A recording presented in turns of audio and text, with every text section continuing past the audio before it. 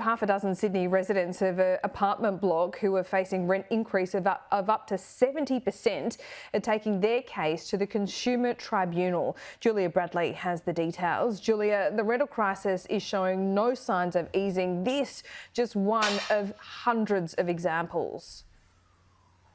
It's just the latest example, Laura, of how bad things have become in Sydney when it comes to renting.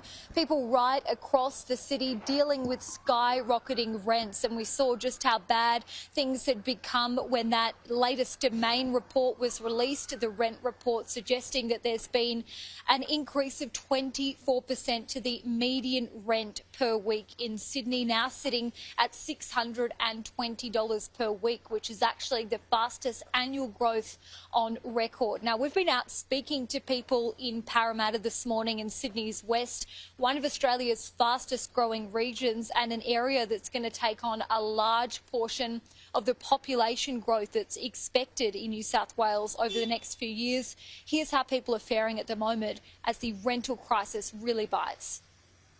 It just affected me somehow in terms of, buying coffee instead or something like that, or extra expenses, which is in a month you'll have a saving of 120 supposedly.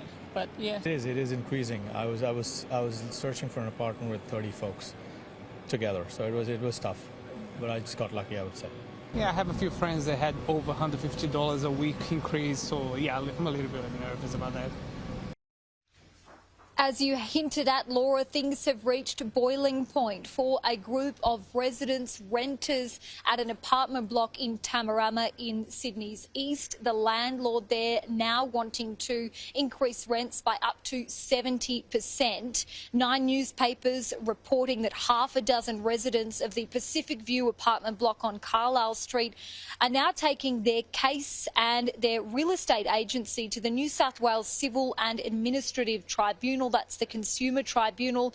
And this is after residents wrote to the real estate agency, which is Simon Cohen's property management service, Cohen Farquharson, to challenge that hike. So one resident telling Sydney Morning Herald that the block is not properly maintained, published images this morning, Laura, showing black mould, cracked paintwork, broken cupboards, but residents still being hit with this massive rental hike. They were informed of this last month. Some people's rent slated to increase from $650 per week to $1,100 per week. Can you believe it?